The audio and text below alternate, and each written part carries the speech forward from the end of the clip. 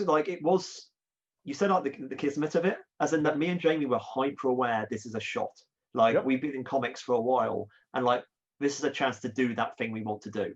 Like as you mentioned, the phonogram, like that level of cred.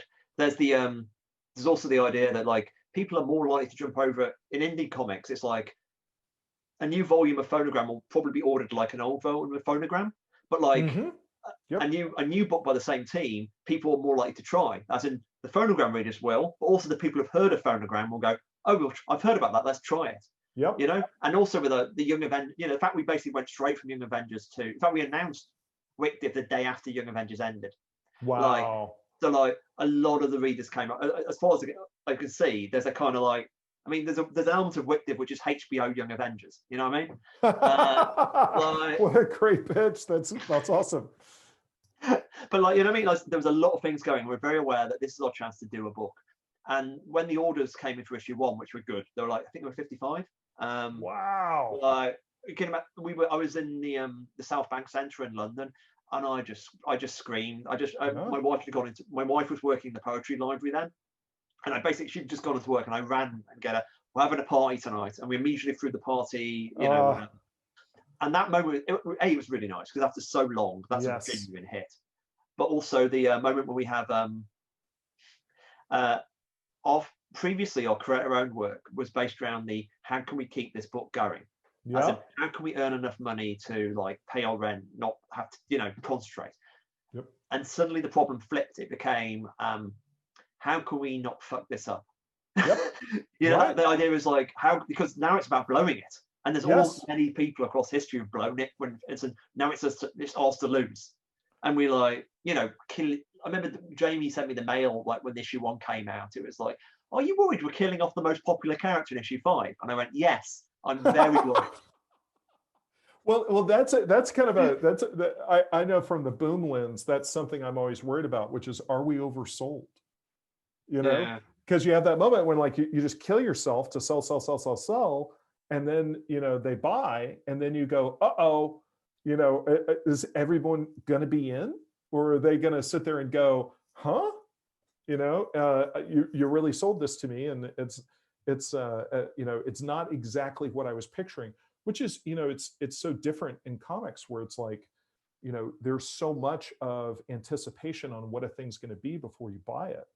And you have so many pictures in your head, but to stick that landing, you know, it's exactly the right moment professionally to pivot. You know, I think another thing to call out is in the skill set here is paying attention. And I think that's super important. And the reason I say that, it might sound obvious, but I know a lot of professionals that you get busy, you know, and you're married and you have a kid or whatever, or you've got, you know, you're playing in your band, fill in the blank of, you know, people have lives. And your picture of what the market is gets frozen 5 years ago or 10 years ago when you were really paying attention to everything. And the market's constantly changing and constantly moving, and you have to update that picture of what it is.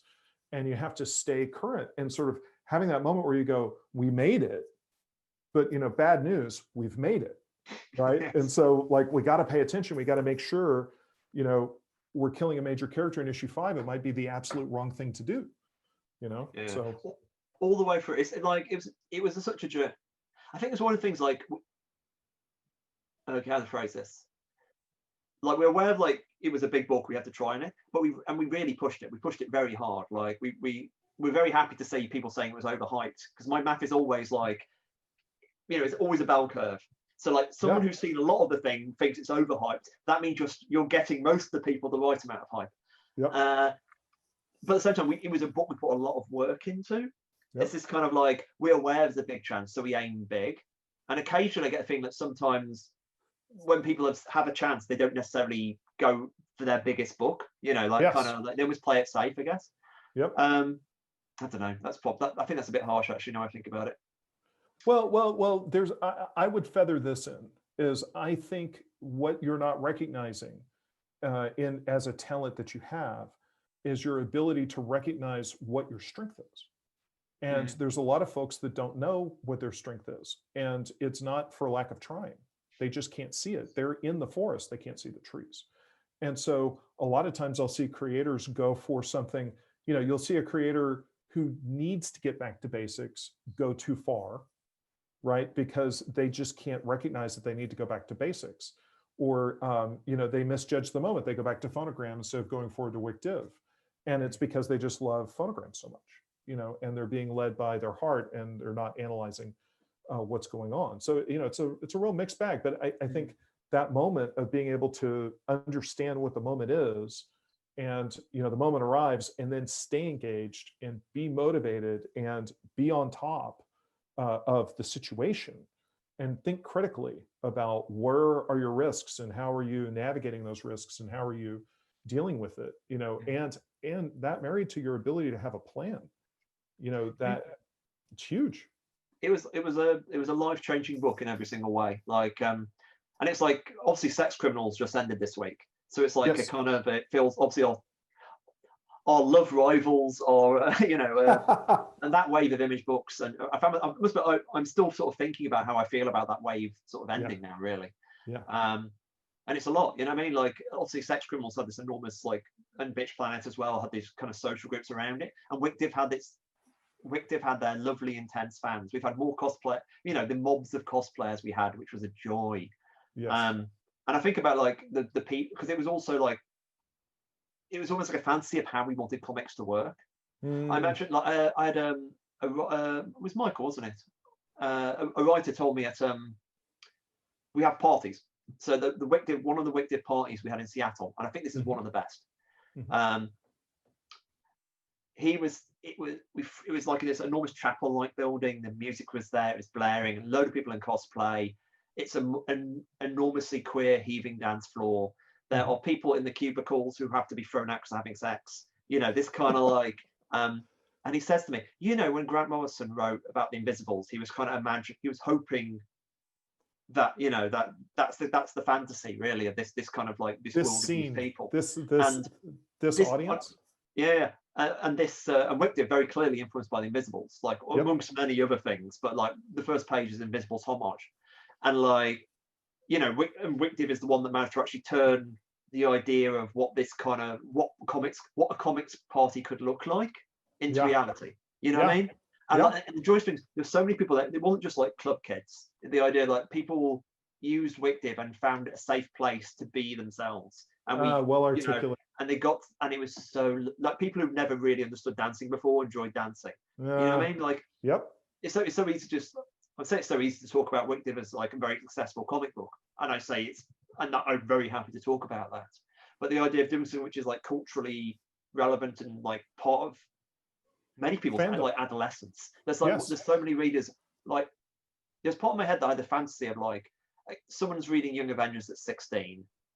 At 17, like 17, 16, 17. At 18, they start reading wicdiv. When wicdiv finishes, they'll be 23. This is basically their degree course.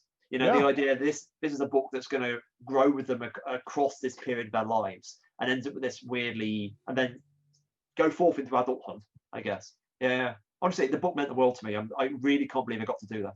Yeah, you have so much to be so proud of, you and Jamie, and to go to that, like I was one of those readers. Like, dance has never been something I've had any predilection for, and reading about you writing about dancing is one of the things really lodged in my mind, and I think also sort of the culture that exists now, the culture that you and I grew up with, being a nerd, or being sort of interested in these subjects. I don't attribute any negativity to the term nerd. No, I mean, but some people do, and so sort of like understanding, especially that vision that Grant has in the 90s of like what the culture could be, and marrying these subcultures together. When you talk about creating the safe space, a zone where people are understood and are encouraged to be who they are, I think it's very, very powerful. And I remember sort of at shows you putting these parties on, and how incredibly important they were. And that's all. When the book extends into the real world, it's a moment. Take it from the publisher of Lumberjanes. When the book goes out into the real world, it's quite incredible to see it do its thing.